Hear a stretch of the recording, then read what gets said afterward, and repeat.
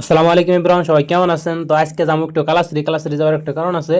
তো আমি আর মৌলানা সাহেব যাবো, আর মৌলানা সাহেব গরম আইলাম দিই ইয়ানোর এখন ঘুমো থেকে উড়িয়ে নেই, এখন তো বাজে প্রায় 9টা, বুঝলাম না কামে ঠামা জানাই আর বিন্দাস হয়ে রয়েছে আরামসে। তো ফাইনালি যাবো একটা যে কারণটা আর কি, এই মোবাইলটা নিয়ে কালাশ্রী যাবো। এই মোবাইলটার একটা প্রবলেম হয়েছে, ডিসপ্লে গেছে গা মৌলানা সাহেবের মোবাইল এটা। তো এই মোবাইলটা কয়েকদিন পর পরে ডিসপ্লে জায়গা, কয়েকদিন পর পরে ডিসপ্লে জায়গা, মানে একবার ডিসপ্লে লাগালে 10 থেকে 12 দিন চলে, তারপর কিন্তু ডিসপ্লে জায়গা। এই দিয়ে পরে 5-6বার ডিসপ্লে লাগাইছে। মৌলানা সাহেবের মাথা কিন্তু গরম। আমার যে সময় মোবাইলের কাহিনীটা খুলে কইলো, হিসুম ভাই আমারও মাথা গরম। আমি একটা বুদ্ধি দিলাম মৌলানা সাহেব যে এটা ডিসপ্লে ভালো না করে আপনি একটা মোবাইল অন্যতায় কিনেন গা। তারপরে কইলো যে হবা এনে কামাইছি, পয়সাপাতি কম, যার জন্য আরেকটা বার ডিসপ্লে লাগিয়ে চলি কয়দিন, তারপরে নতুন একটা মোবাইল নিমু। তো তারপর বাইরে গেছি রুমে থেকে আমরা কালাশ্রীর উদ্দেশ্যে, কালাশ্রী যাই মোবাইল ফোনের ডিসপ্লেটা আর কি চেঞ্জ করবো। তো বাইরে যাই দেখি অটো মোটো পাঞ্জাই কিনা নাই, ও সামনে দেখতে পাচ্ছেন গেট, তো দেখা যায়। তো তারপর আমরা আর কি বাইরে হাতাহাতি অটো পাইছি, 1 মিনিটও দাঁড়িয়ে থাকুন না নাই, তো হানজামুক আর কি কালাশ্রী।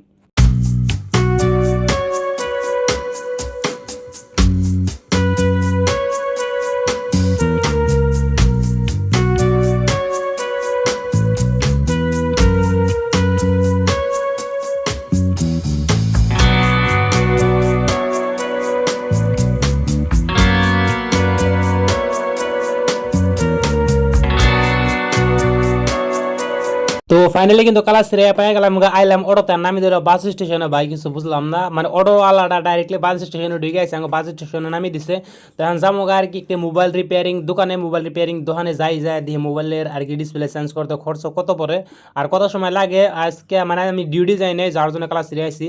তো ফাইনালি কিন্তু একটি দোকানের সামনে আই গেলাম। দোকানের সামনে ভাই এই সাইডে একটা দোকান আছে, দিয়ে দোকানের যে গায়ে মোবাইল ফোনটা আর কি ডিসপ্লে রিপেয়ারিংয়ে কত চায়। তো দোকানে দেখতেছে ভাই অনেক ভিড়, প্রচুর পরিমাণে ভিড়। আমি যে কমু যে আমার মোবাইল ফোনটা ডিসপ্লে চেঞ্জ করে দিবেন নিকে, মানে হেটার সময় পাইতেছে না, দেখেন কত পরিমাণে ভিড়, আমি চান্সই পাইতেছি না কুবেন নিকে। তো তারপর আর কি কিভাবে করে মোবাইল ফোনটা দোকানদার হাতে দিয়ে মোবাইল ফোনের ডিসপ্লে রিপেয়ারিংয়ের কথা কই আমি আই বললাম। আর আমার হাতে একটা বিল ধরে দিছে, আর এনে মোবাইল ফোনের লকটা কিন্তু আমি কই দিয়েছি এন, দেখতে পারতেছেন এখানটাতে প্যাটার্ন লক এন। তারপর মোবাইলে একটা বিল দিয়ে দিছে, এনে কয় টাকা A to Z দিয়ে দিছে। মোবাইল ফোনটা আর কি ডিসপ্লে নর্মাল ডিসপ্লে চেঞ্জ করা হয়েছে, মোবাইল ফোনের ডিসপ্লের দাম দিচ্ছে গিয়ে আর কি 1500 টাকা। তো তারপরে আমরা গেতেছি একটু মানে ঘোরাঘুরি করবার নিকে, আমাদেরকে 1-1.5 ঘন্টা পর আসতে বলছে মোবাইল ফোনটা নিতে। 1-1.5 ঘন্টার মতো ফোনটা আর কি রেডি করে রাখবো বলে কইছে। তারপরে গেলাম কালাসি একটা বিখ্যাত জুসের দোকানে। এই জুসের দোকানটা হয়তো আমি আগে আরও দু একটি ভিডিওতে দেখাইছি। আর এই জুসের দোকানের জুস ভাই আমার ফেভারেট, আমার কাছে অনেক ভালো লাগে। আমি যখনই কালাসি আহি এই জুসের দোকানের জুসটা আর কি একটু ট্রাই করে। এখানটাতে দেখেন না বিভিন্ন প্রকারের জুস আছে, আপনি যেই ফলের জুস খাইতে যাবেন সেই ফলের জুসই কিন্তু এখানে অ্যাভেলেবেল। তো আজকে আমরা আনিছি গিয়ে আর কি বাদাম মিল্ক, সরি হ্যাঁ বাদাম মিল্ক। তো বাদাম মিল্ক জুস আমি এর আগে আরও একদিনকে খাইছিলাম, আজকেও খাইতেছি, অনেক টেস্টি, আমার কাছে আর কি ভালো লাগে। এই দোকানে যে কটা ফলের জুস অ্যাভেলেবেল প্রত্যেকটারই কিন্তু আলাদা আলাদা ধরনের স্বাদ, আলাদা আলাদা ধরনের আর কি টেস্ট। তারপর একদম ঘোরাঘুরি করে আর আবার গেলাম মোবাইল দোকানে ফেলে, মোবাইল দোকানে গেতেছি দিয়ে মোবাইলটা কী কয়। আর এই সাইডে দেখতেছি একটা মূর্তি আছে, মূর্তিটা যে কার হয়তো আপনারা যদি কেউ চিনা থাকেন অবশ্যই কমেন্ট বক্সে জানাবেন কার মূর্তি, এটা কি এনার নাম কি, আমি কিছু জানি না। কেউ যদি জানেন বা চিনেন তাহলে অবশ্যই কমেন্ট করে জানাবেন আমাকে। তারপর মোবাইল দোকানে যাওয়ার পর মোবাইল দোকানে কিন্তু মোবাইল দিয়ে দিছে, দেখেন ভাই মোবাইল রে কত ধরনের কয়টা করে সেলাই মারছে, আই মিন রাবার দিয়ে আর কি আটকে দিছে। ডিসপ্লে কিন্তু চেঞ্জ করে দিয়েছে, আমি কিন্তু মোবাইল 100% ওকে। আমি জানি না এবার ডিসপ্লে চেঞ্জ করার পর আবার কয়দিন চলবো, আমার হয়তো আবার 10-12 দিন পর আবার হয়তো ডিসপ্লে যায় রেগা, কারণ এই মোবাইলের রেকর্ড খারাপ। নতুন একটা ডিসপ্লে লাগালে 10 থেকে 12 দিন চলে। তারপর গেলাম দেন বাসের মধ্যে, ভাই এত পরিমাণে ভিড়, পাও ফেলে না জায়গা নাই, কি আর করবো, আর এত পরিমাণে গরম। অটোতে যাবার চাইছিলাম, অটো নাই, আর বাসের মধ্যে এই অবস্থায় খায় রয়েছে, কিছু করার নাই, একটু কষ্ট করে রুমে জানাকবো।